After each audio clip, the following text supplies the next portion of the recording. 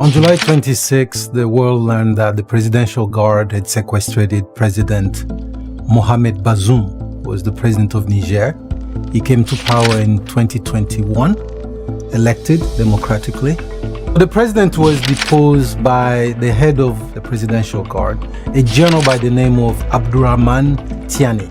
And that caused a serious tension between the Presidential Guard and the rest of the military, of course. But since they were holding the president, there was not a lot that the other sides of the army could do. Eventually, some of the officers joined General Tiani in this endeavor, and they've since set what they call the National Council for the Safeguard of the Homeland, which is led by General Tiani. This is considered a transitional government. France's ambassador to Niger is to stay in the country despite an ultimatum from the new army leaders there that he leave. The decision was confirmed today during a major foreign policy speech by the president, Emmanuel Macron. During those remarks, Macron confirmed that envoy Sylvain Ité was listening from Niamey, the capital of Niger, hours after the junta's deadline for his departure had expired. I believe our policy is the correct one. It's based on the courage of President Bazoum, on the efforts of our diplomats and our ambassador in Niger, who will stay despite pressure from coup leaders. We do not recognise them. We support the president, who's not resigned. In this episode, I will be looking at the reason why Niger is at the heart of the Sahel crisis. I will discuss it from geopolitical standpoint, illustrate to you as the reason why Niger is an important and strategic location in the Sahel region. I will look at historical information, give you detailed analysis. You don't have to agree with everything I'm about to say in this video, but I will encourage you to watch this video to the end for details and clarity. So without any more delay, let's just dive straight into it. Amid the Sahel escalating turmoil, the coup in Niger has raised concern about uranium commerce, migratory trends, and also threats within the region. If you look at different aspects, the strategic belt of the Sahel is descending into chaos. Sudan has two coups, one in April of 2019, another in 2001 October. Mali saw its first coup in 2020 in August, followed by a second one in May of 2021. In April of 2021, Chad experienced a similar disruption, as did Guinea.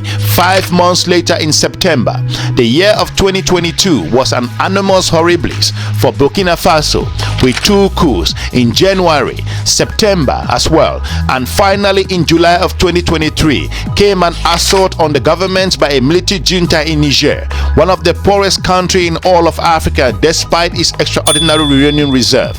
Not forgetting Gabon Omar Bongo, as the situation continued to unfold in the region.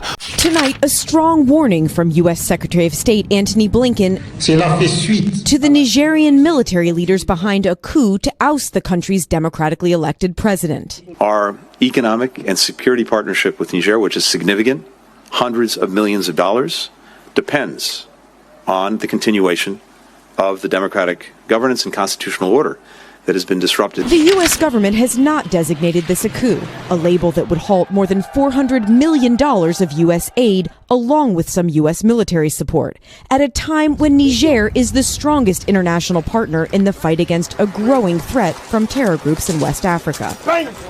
That assistance, that support, is in clear jeopardy as a result of these actions. General Tiani, in his communique, said that he was taking over to save the homeland, to save the country, because the security situation has deteriorated. Now, Niger sits in a very bad neighborhood. We recently have seen a series of coups in Guinea, Burkina Faso, in Mali.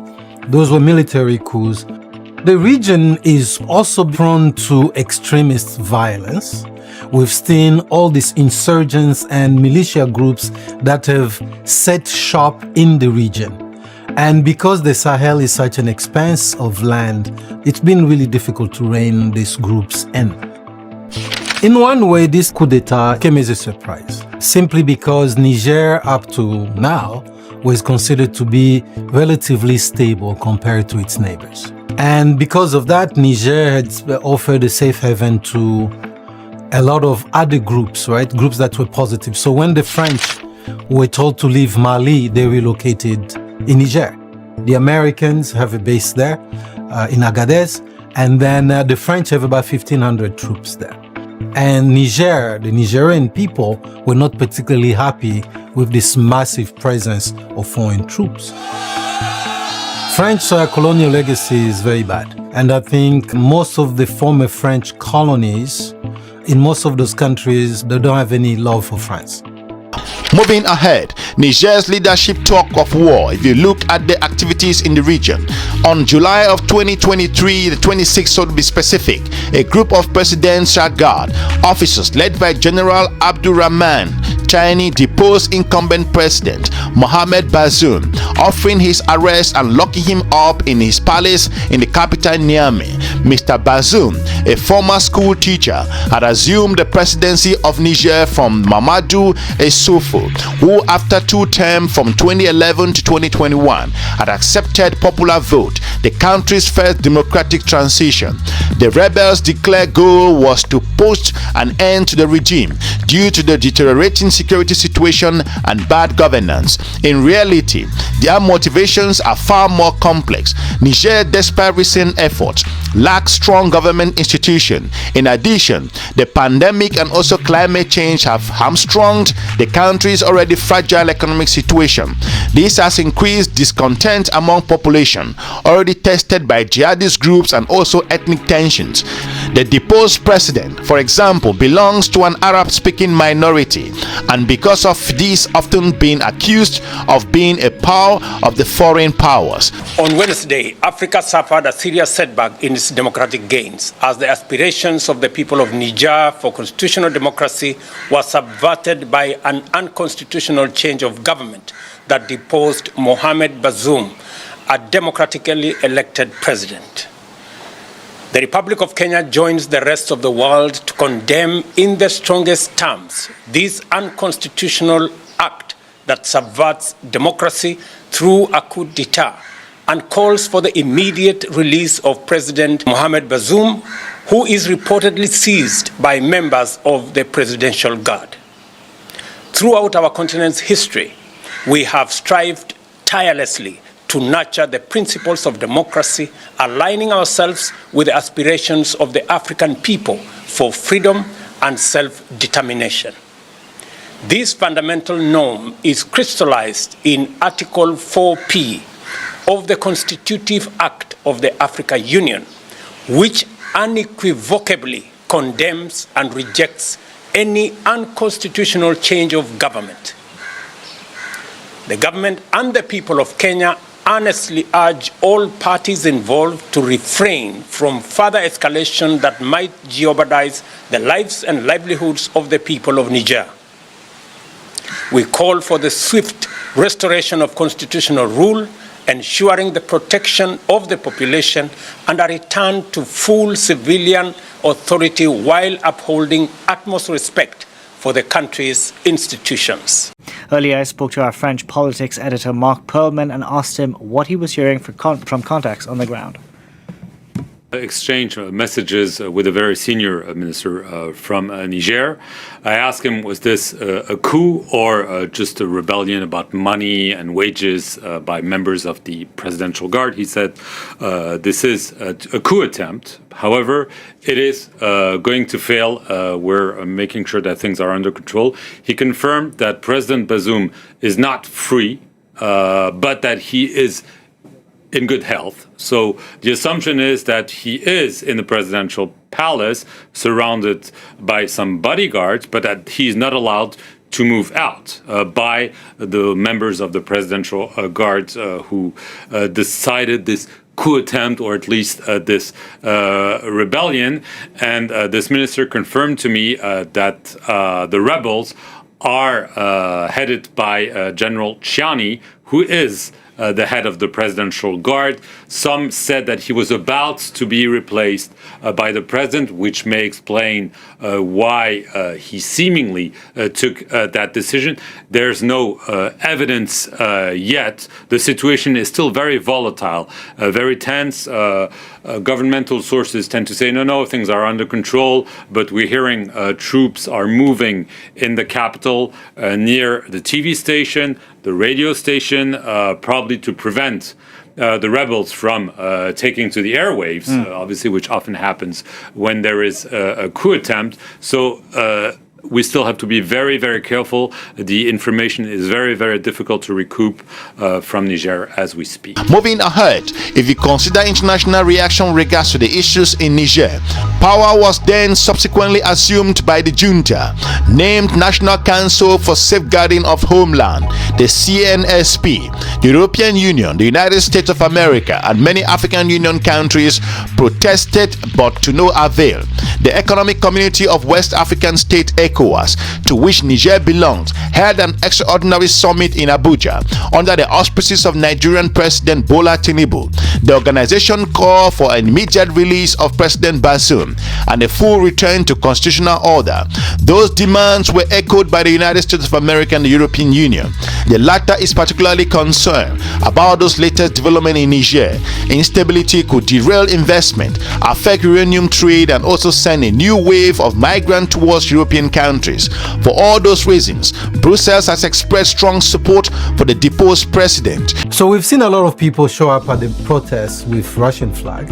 At this point, I think we just have to accept these are Russian flags and not extrapolate on what they mean. The sentiment is anti-French, but also anti-France sentiment do not automatically transfer into a love surplus for Russia. The people in power, General Tiani and his people, have not signaled that they want to be with Russia. But I think as we engage with them, particularly the erstwhile allies like the United States and France, I think there gotta be room to really engage them so they don't fall by the wayside and go the Wagner way. Now, is Russia trying to seize the moment? I've not talked to them, but I suppose they are, because Russians have tried to seize the moment in Mali, where they're very present, to the Wagner Group and other arrangements. So this is an opportunity for the United States, for France, and other like-minded countries to really look in the mirror and say, how do we fix this?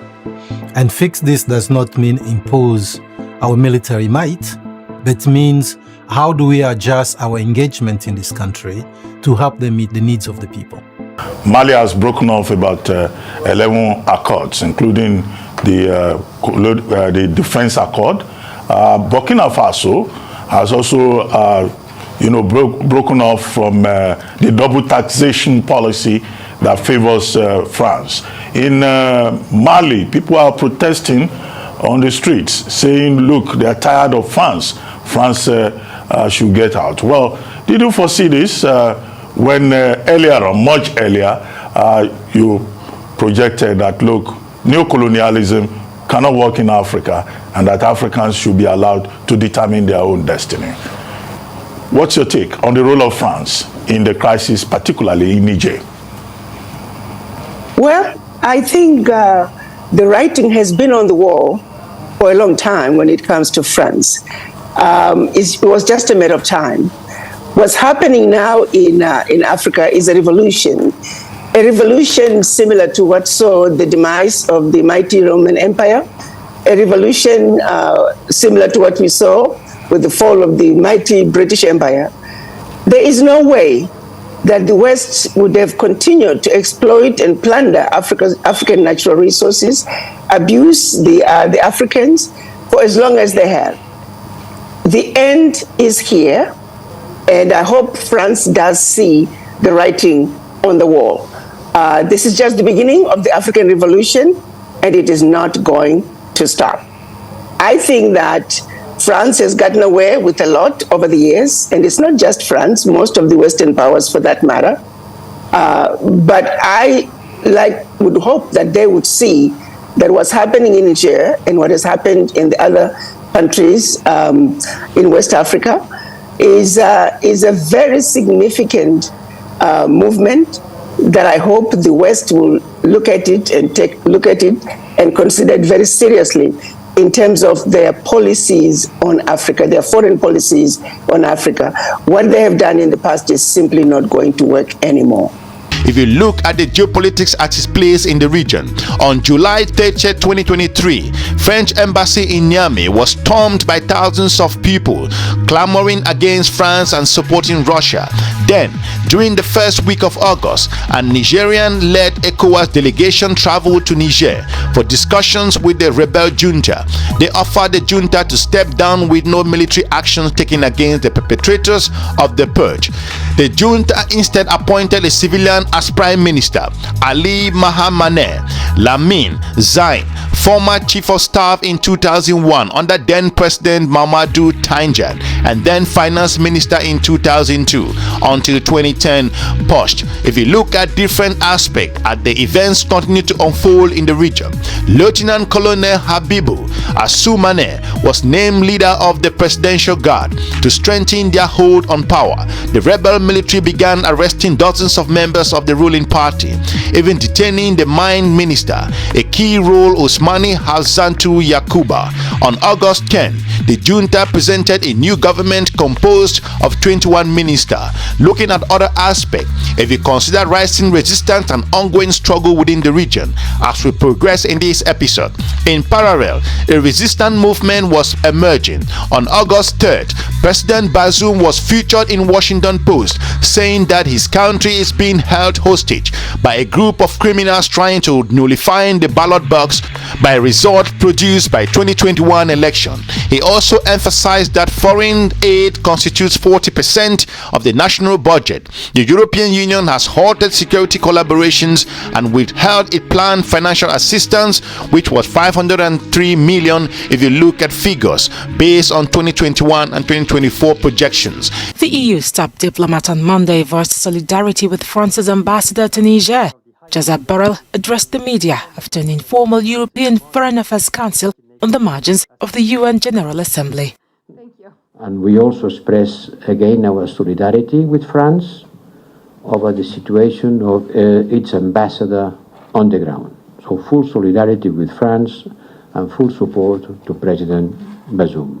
The stationing of French troops in Niger and the continued presence of France's ambassador despite an expulsion order has upset some Nigerians. Borrell maintains Europe has been committed to the Sahel. We have been the biggest supporter of the region. The biggest supporter in terms of security, development, humanitarian aid, and we have to underline the importance that we attach to the region. We have been directly affected by the events in the Sahel as neighbors, as partners. We insisted on the idea that we need African solutions for African problems. And we stand ready to support further the African Union and ECOWAS. We also reconfirm our support to President Bazoum and praise its courage and determination. It's almost 2 months that President Bazoum is resisting without electricity, surrounded by their former guard, not willing to resign because he considers and he is the legal authority in Niger. In this moment of strife, we implore all parties to engage in constructive discourse to restore peace in this fraternal nation, which has steadfastly stood as a bulwark against terrorism and its agents in the Sahel region. The resurgence of military coups and attempts to subvert the will of the people on our beloved continent demands a united and global response to hold those responsible accountable for their actions. Let us stand together as one to reaffirm our commitment to democracy, liberty, and the progress we have achieved. We must remain vigilant, guarding against any slide back into dark days that threaten the hard-fought gains in democracy. Kenya is willing to assist in resolving the conflict under the auspices of the African Union should it be deemed appropriate. Between 1,000 and 1,000 French troops and units were performing counter-terrorism operations in the border area with Mali and Burkina Faso, two Sahel countries that the French were forced to abandon in May of 2022 and February of 2022 respectively, due to failed agreement caused by coups in those countries as well.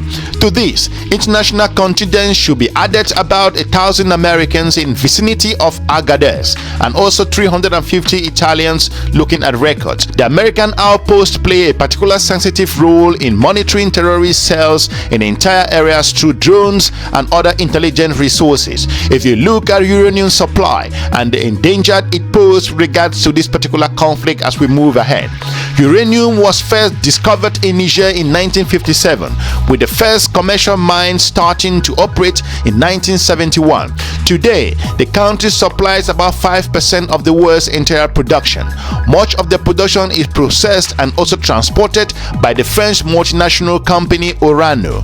That supply, which accounts for a quarter of the uranium used by the European Union nuclear power generation, has apparently been blocked by rebels, although Orano itself has stated that everything is under control based on news information. In March of 2023, he had called Niger an extraordinary model at a time of great challenges, a model of resilience, a model of democracy, and a model of cooperation, based on Antony Blinken's own words. We want to thank you for watching. Hopefully we've informed you as to the reason why Niger is at the heart of the Sahel crisis and why these particular events in the region should not be taken lightly.